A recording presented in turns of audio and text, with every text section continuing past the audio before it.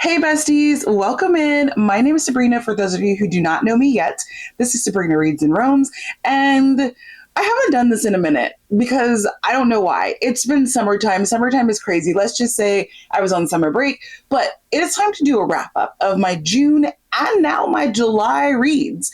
So get something to drink, get cozy. We're going to jump into it. I just got new glasses and I'm trying to see how they do. They look like they're glary a lot. Like I see a lot of glare, like more than my other glasses. I don't know. Also, I'm super undecided on these glasses. I have 30 days to decide if I like them and then I can switch them out if I don't. So we shall see. All right, let's start with June, shall we? The first book that I finished in June was The People We Meet on, nope, not the, it's just People We Meet on Vacation. This book also has a different name. Isn't it called You and Me on Vacation in the UK or something like that? I read this book first. I think I started it in May because I started it on my birthday trip to the beach and I finished it like June 1st or June 2nd, something like that. So this was super cute. It's my second Emily Henry. I rated it 4 stars. It was a frustrating friends to lovers journey. Frustrating in that the characters were frustrating, not that the book or the writing was frustrating. While I wouldn't say she's doing anything that's like earth shattering with her books, I will say what she is doing it right. She is very consistent across her books. I mean, clearly I've read 2 of them, but they've been very consistent. And I mean, the people can't be wrong. Everybody loves her books. I mean, hello, she has a Netflix deal. Like, goals. I would love to have a Netflix. Imagine me on Netflix just talking about books. Netflix, call me. I'm here for partnerships and collaborations. So she's got a Netflix deal. So like she's doing something right. And I just think that her books are great so far. And I cannot wait to read another one.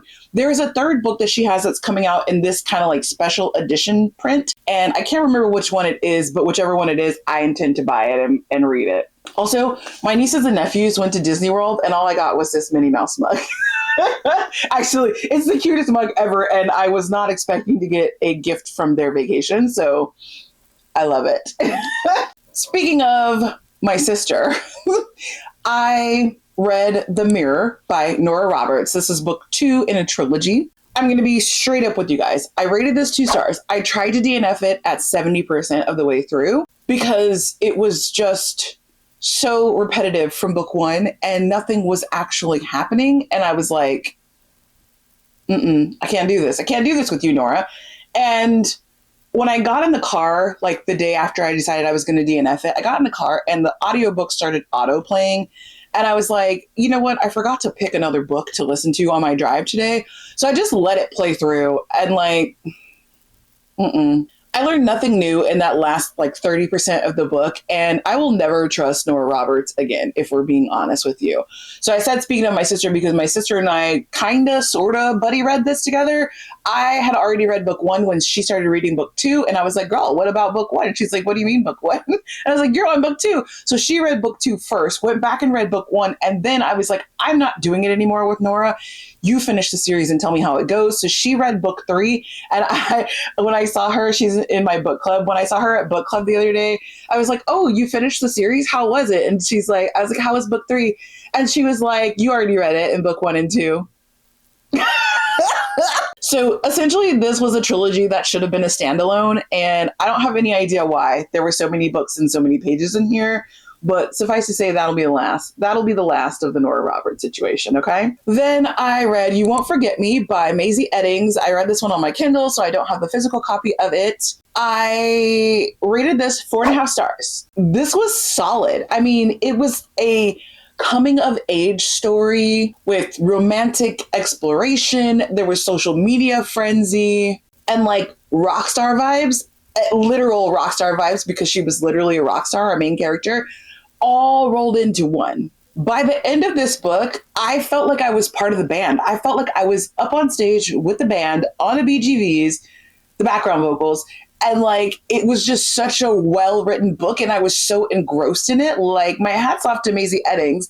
This was the second book of hers that I've read, and like neither one of them was ever planned. Like, Maisie Eddings was not an author that I was like, ooh, I really want to read her work. Like I just stumbled into both of her books and now I'm like, no, I really want to read her work. And so I immediately went to my local bookstore, Brightside Books and Wine, and I believe that the owner of that store is friends with Maisie Eddings or they, something like that. And so I was like, hey, who's the Maisie Eddings expert here? And she was like, what do you need to know? We'll start from the beginning. So she hooked me up with a new Maisie Eddings read, and I cannot wait to read that one. I will say that Maisie is very witty with her writing. So if you like that, if you like good banter, if you like funny situations, like she's your girl. She's your go-to. I read You Won't Forget Me as an arc. Another arc that I read was The Summer Girlfriend by Christina Forrest. Also rated this 4.5 stars. It was a good month for arcs, you guys. This one was like the perfect summer romance. And on top of that, like I usually think that third act breakups are very unnecessary to the story. This one actually really worked. It didn't feel superfluous and like it had like real meaning and intention behind it. Usually the third act breakup is something so ridiculous. But like, you didn't get paper towels when you went to Costco. I hate you. I'm never going to date you again. And it's like, girl, be for real. This one was like genuine and it felt natural to the story.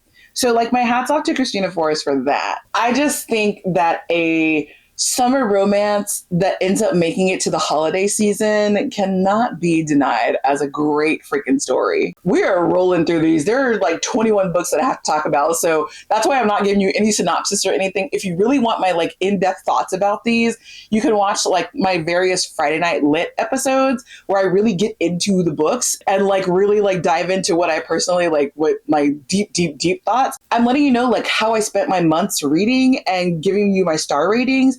But there's a lot of books to go through, okay? So bear with me. Okay, then I read Burn Down Master's House. Now, I don't like to read too many slave narratives. It just does something to my head that I can't enjoy for the most part. So I like to limit myself to like one, maybe two types of books like this per year. This one also has deckled edges, but I really wanted to read it. I rated it 5 stars.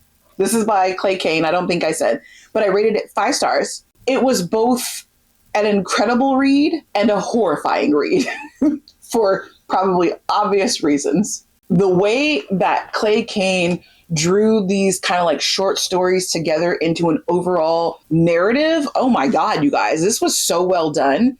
Remind me that in my life of lives, I'm never going to Goochland, Virginia ever again in my life. Like I used to work in Virginia and I spent some time in Goochland.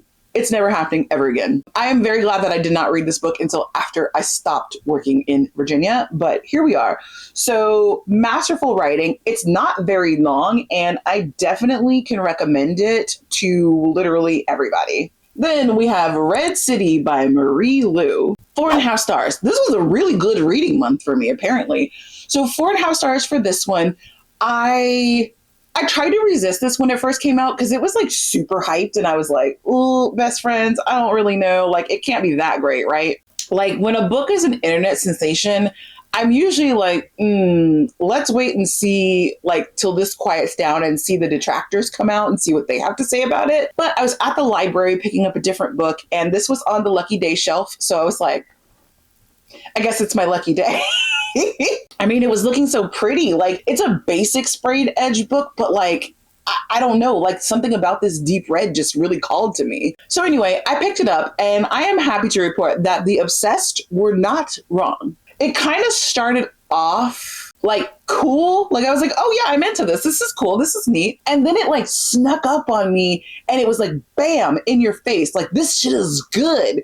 So I don't know. Like, I just don't know that I thought I was going to get roped in like that to the point where I went out and bought a shelf trophy. Okay. And then I was like, what day does book 2 come out? Because I'm going to line up at the bookstore so that I can pick it up.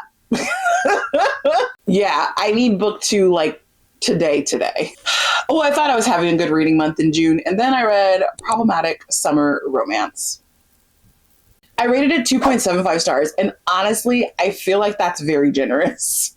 My overall impression of this book was just meh. Like, I feel like this is another one that was like internet hyped. And I just read it and I was like, Okay, there was entirely too much focus on the age gap, especially when it was like a creepy age gap. And I get that that's like one of the main tropes of this book, but like maybe we should spend less time writing to tropes and more time writing a story. Maybe if we did that, we wouldn't be in this mess. I don't know. The book was very repetitive and it honestly didn't give me summer vibes. So, like, for me, it just totally missed the mark all the way around. And I don't really know how I don't know. I don't know. This was my first Allie Hazelwood, so like I don't have a great impression. Do I have two more books by her? I know I have Two Can Play, but I feel like I have, oh yeah, I have The Love Hypothesis, and there may be one more, but I know I definitely have those two. So I have two more that I am gonna read at some point because I own them already. But like, I don't know if this was what I was basing it on. I don't know that I'm riding with Allie Hazelwood. It's okay, not every author's for everybody, but like, this was a miss for me. And I think I mostly finished it because I don't like DNFing a book. Like, I just don't love that. Speaking of didn't love it, I then read Artificial Conditions by Martha Wells. Also gave this a 2.75, but I actually read this twice. The first time I read it, I don't know, but I was just like, this is boring. I kept falling asleep while reading it. Like, I fell asleep multiple times while reading this very, very short book. And I was like, okay. It wasn't funny at all like the first book was. Like, I thought the first book was really funny. The second book, honey, I was like, absolutely not. This is dumb. And I didn't really get the point. For whatever reason, and probably because of how short it was, and I just like refused to believe that book one to book two could be that drastically different. Like, I was convinced it had to have been me. Like, I'm the problem, it's me. So for that reason, I reread the book like a week later. Now, I did have like a very different reading experience when I reread the book. And that's how we got to a 2.75. But I still kind of walked away from it thinking, A, it was absolute filler material, which does not make sense for how short the books are. And also, it was just boring. Like, I think I was really waiting for that wit and like I don't even know if it was wit. It was just funny in the first book. And I think I was just waiting for that to come through, and it never did. So I won't be continuing with that series. I can confidently say that. Well, no, I can't. I may pick up book 3 if I'm bored one day just to see if it goes back to the book 1 vibes. But book 3 will, if I go into book 3 will absolutely be the determining factor as to whether I will continue the series or not. But for right now, I do not have any plans to read book 3. I did get excited just a second ago when I was looking at my notes and I was like, oh, look, 4.5 stars, 4.5 stars, 5 stars. It was a good reading one. I forgot about some of these books because the next one is The Night Circus by Erin Morgenstern. You guys lied to me, okay? I ended up rating this 3-star. It was not a bad book. Hear me when I say this. It was not a bad book. But like, are you guys for real with the amount of like love and praise and attention that this book gets? Because it wasn't that freaking great, you guys. And by you guys, I mean like the whole of the collective internet, not specifically you. But you know what I mean? Like, this book was nothing of what it said it was going to be. It said it was going to be like an epic love story for the ages and like a extreme fantasy, but it was none of that. We were at the freaking circus and two people almost kind of loved each other, but they really kind of didn't. Like, it was, I think when I wrote my review of this, I wrote meh. Like, I feel like I was scammed. I thought that this was going to be a book that like I put up there with like Addie LaRue. Now y'all know I go hard for Addie LaRue. That book was like, is precious to me. I got it tattooed on my body. Okay. So I thought I was going to go hard for it like this. I'm like, ooh, okay. Like, what Night Circus element could I incorporate into a tattoo somewhere? Absolutely not. 3 stars? No, this was supposed to be like a 6-star. It was not. Anyway, that was that. It started getting a little bit better from there. I read a book called Feast by Katherine Kurtz. I read this as an ARC, and I ended up rating it 3.75 stars. The entire book of this was me waiting for female rage and revenge to happen so that I could be like, Gotti! And that moment never came. I felt so let down by that. Not that the book was bad, but I just was like, ooh, okay. And then like something would happen to her. Someone would be rude to her. Someone would be mean. Something would like befall her. And I'd be like, ooh, in the next chapter, she's going to get them. Like she's going to get them. And instead of doing that, it relied on me living a happy, wholesome life is the best revenge possible. And I'm like, no, it's not. I just want to fight, besties. I just want to fight everybody. Like all these men who did you wrong, I would like to fight them. I'm going to take off my earrings because I don't want anybody to rip a hole through my ear. And we're going to fight. Get the Vaseline now. And she was just like, oh, I'm just going to go live a happy life on the farm. And I'm like, oh, okay.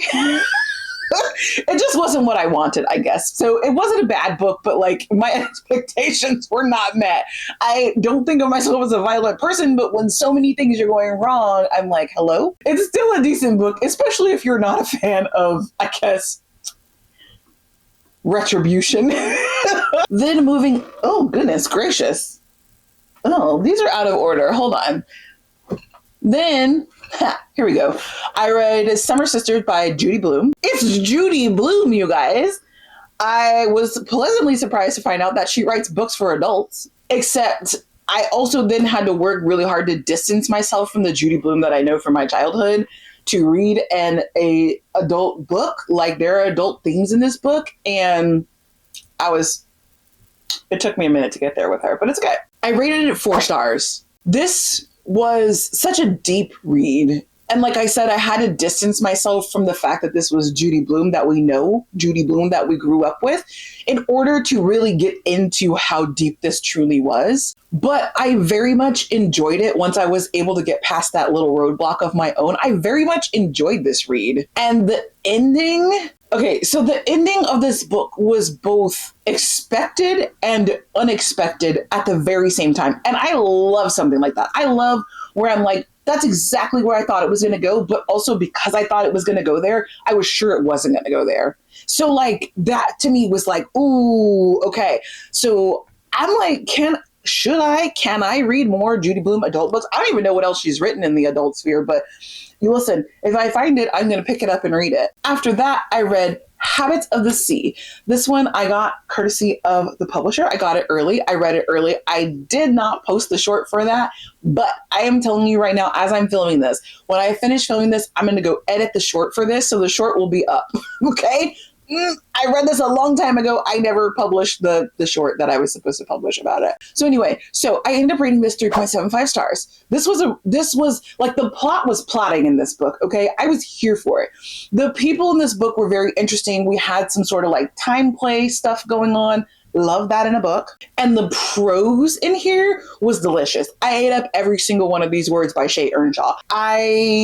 What happened was, I mean, to be fair, I was on the edge of my seat all the way up until the point where this very suddenly stopped being a magical realism book and turned into a climate dystopia.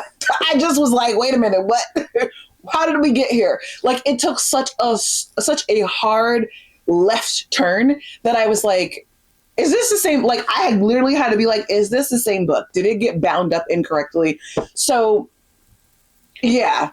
That's kind of what brought it down to a 3.75 for me, because before that, we were at a solid like 4.5, 4.25, 4.5. And that just kind of like, it really threw me. And it wasn't bad. I just, there didn't seem to be an explanation for it. It felt like 2 different book concepts were put together at like the 60% mark. I don't know. It just was a little bit strange in that aspect. And I'll just say, I just really didn't see the vision for that. And that kind of pushed me in a direction of being like, what? So that was the end of my June books. And like, if I had to pick a book of the month for June, there are none that are like very serious standouts for me. I would say that the Maisie Eddings book is probably what I would choose as book of the month, but since I don't own it and I can't put it in my little trophy shelf back here, I would have to go with what's in my hand as the only one that I rated 5 stars, which would be Burn Down Master's House. So that is going to be our trophy case selection. But in terms of which book am I going to pick as book of the month in my, like, if you follow me on Instagram, If you follow me on Instagram, you will see that quarterly I post a, like, what would you call that? Like a chart, like a breakdown of all the books that I read. And I choose my book of the month in there. And I have like a bracket that's going. At the end of the year, we're going to do a bracket showdown on Instagram for all the book of the month. So this one's going to go on display. But actually, my selection for June is going to be You Won't Forget Me by Maisie Eddings. Because that book was just so freaking good, you guys. So good. I'm going to put this in the display case and we'll be right back and we'll talk about our July reads. It's been like half a second. But we're back and we're going to talk about July. So we started the month with These Summer Storms by Sarah McLean. I read this in a reading vlog where I was reading books with the word summer in the title. That's actually where Problematic Summer Romance came from too. This one, I ended up rating 3.5 stars. This was Messy Rich People, and I do generally love that aesthetic, but it also came with Poor Little Rich Girl, which I don't exactly love. And the beginning of the book was like very convoluted. Like, I don't really know. A lot of things just weren't meshing up. And it wasn't until like the home stretch of the book, I would say like the last like 35% of the book, where we really hit a stride, and it took us to a place that I really wasn't expecting to go to after reading the beginning of the book. I still had to knock off points because there were aspects of it that were like, no, not really. So there was a love story in here, but it wasn't really a love story. It was just like a, listen, we're in love. I was like, are you? Okay. I don't know. The book felt unfocused, which is how we ended up with a 3.5 star.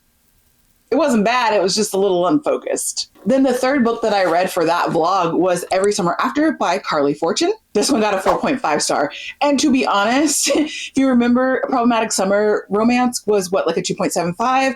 And then I gave that one a 3.5. Is that what I just said, literally? And now we're at a 4.5. So the vlog got better and better as we went. And this one for me was the one that really had all those summer vibes that I wanted. I feel like Carly Fortune only writes one kind of book, but man, can she write the hell out of that kind of book. So like, when you're good at what you do, just stick to being good at what you do, right? Like, I ain't mad at that. The summer vibes in this were peak tier. I stand by my assessment that the people in this book need to seek help. Every single one of them. They're barely adults. They're barely behaving like adults. They all need to go to therapy, but it's fine. It worked for the book. And now I think that I need to go and watch the TV show. I think it's on Amazon Prime. Is that right? I need to go watch it because this book was stellar. And I also need to read the next book, One Golden Summer. Is that the next one? I think so. I need to go read that too. I have lots of Carly Fortune homework to do. All right, then I read, here it is, The Library of the Unwritten by A.J. Hackwith. This one I kicked off my Her Kid 3.0 reading with. Hardest reading challenge you'll ever do. Even though in the vlog where this was featured, it was the third. Was it the third? This was the second book or the third book? I don't remember. I think this was the third book, but it was the first one that I actually physically read. So I gave this a 3.75 star.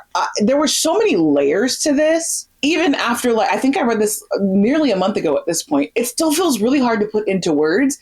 And like, it's all in my brain. It's swirling around, but like, I'm like, oh yes, it was good.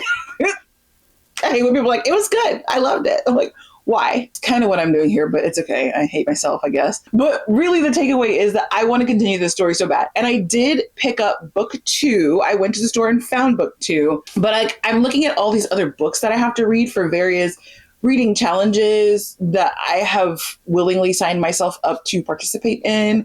And I'm like, why would you do that? Because you want to read this book. You want to read the continuation of this story. But here we are. So I'll be reading it as soon as I possibly can. But I really want to stay in this story because I thought it was like a unique concept. It, like, if you didn't see the reading vlog with this in it, the characters in books that are as of yet unwritten can come alive off of the page and they live a life. And And there's so many things that happen in here. We go to Valhalla and I'm like, whoa, there's the library is in a neutral wing of hell. Like there's just so many things that happen in this book that I'm like, I want to explore so much more of this. I could easily read this as like a 12-book series. And that to me is how strong of an opening it was. I mean, 3.75 stars because it was a little bit like lengthy, I think. And I feel like it did set up a lot for successive books, but like so much of it was unresolved in this book that I was like, but I could have used a little more resolution. You know what I mean? I say this in every video that I sit in this chair, but I really need to get a new stool because this one is creaky as hell. And it comes through when I'm editing. I'm like, oh, stop moving in the chair, girl. But I'm a mover. I like to move around. What can I say? Anyway, after that, I read Isle of the Ember Dark, which was a library book. So it's already back to the library. I rated this one 4 stars. It was both a lovely read and a read that I don't really remember. I had to actually go back and look at my notes from this book because I was like, wait, what happened? What was my overall experience with this book? I don't really remember. And mostly in my notes, I even wrote, I'm having a good time with this. It was so nondescript. So I don't know if that's a problem because I haven't read too much in the Cosmere universe. And so some of it just kind of like flew over my head. Like maybe it's deeper than I thought it was. Or maybe it just was a book. I mean, I still rated it 4 stars because when I was reading it and like right when I finished it, I remember having a really good time with it. I remember the emotion around reading this book. And I remember finishing it and being like, ooh, that was really good. Like all the like interplay between different mythologies and the overlord situation. But then I also remember being like, is this a unicorn or a Pegasus? Like I'm confused about what's happening. So I don't know. I don't know what else to say because I just don't totally remember this book, which is crazy to me. So, you know, cheers.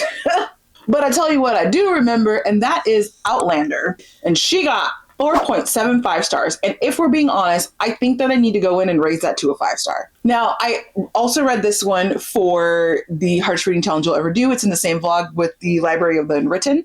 Going into this, I thought that I was going to have a good time. I really did. I think I complained about it being a lengthy book, but the truth is I like chunky books and I like long series because I feel like I like to get in there with the characters and like they're my friends by the end of it. So the longer amount of time that I can spend with them, the better for me. So I really did think, okay, you know, it's a long series, they're long books, it'll be something that you could just dive into, it'll be very cozy feeling, and I think I'm gonna have a good time.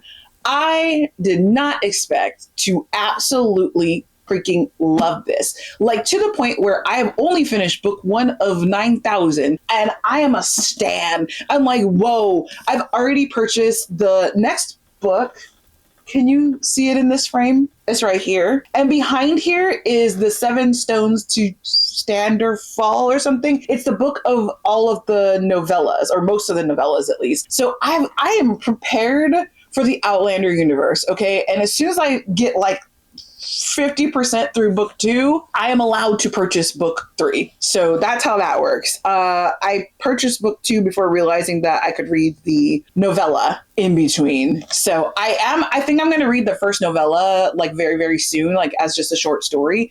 And then I'll go ahead and read book 2 as soon as I can figure out where I can fit that into Herkid. It doesn't have to fit into Herkid, but it'd be very helpful if it did. Anyway, suffice to say, I love this book and I love the love story in it.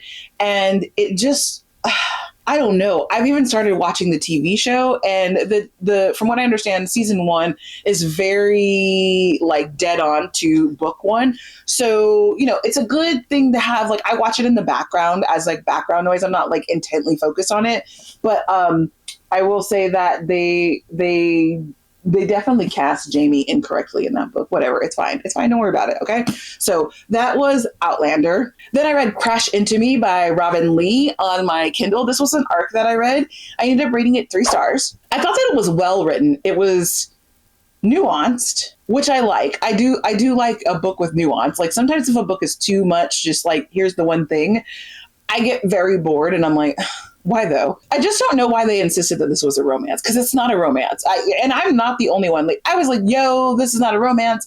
And at some point I went and, like, after I finished it, I went and looked at other people's reviews, and other people were complaining the same thing. They're like, this is not a romance. Don't try to tell me this is a romance, because it's not. And I'm like, right, okay. So it's not just me. I think I struggled to read this book because of that fact, because I kept waiting for the romance. There was definitely a romantic relationship that happened in the book, but the book itself wasn't a romance book. And I don't know how I could exactly explain that to you, but I think if you pick this up and you were like, oh, okay, I'm going to read a good romance. It's got the picture of a beach on the cover. You're like, I'm going to read a good romance. It's got summer vibes. We're in California. And then you read it, you're going to be like, so where's the book that was written on the cover?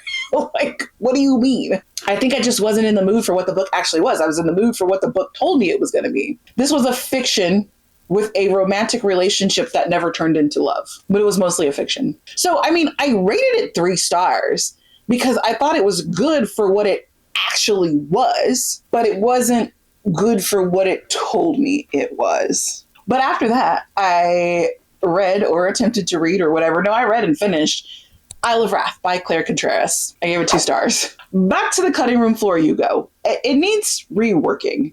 It needs to be clarified in a number of places. It needs to not try to be a romantasy. There's no reason for this to be a romantasy. It could just be a standard fantasy, and the book would be even better. And in fact, I think if we try to focus at the story at the heart of this, instead of trying to make it into a romantasy and add these extra elements to it, I think that it could be really, really good. But it feels like it's in beta mode and not complete mode. And that feels really harsh, but that's just... it's almost there. It is almost there. And I really would like to read a redo of this book once it is done a little bit more. I'm sorry to Claire.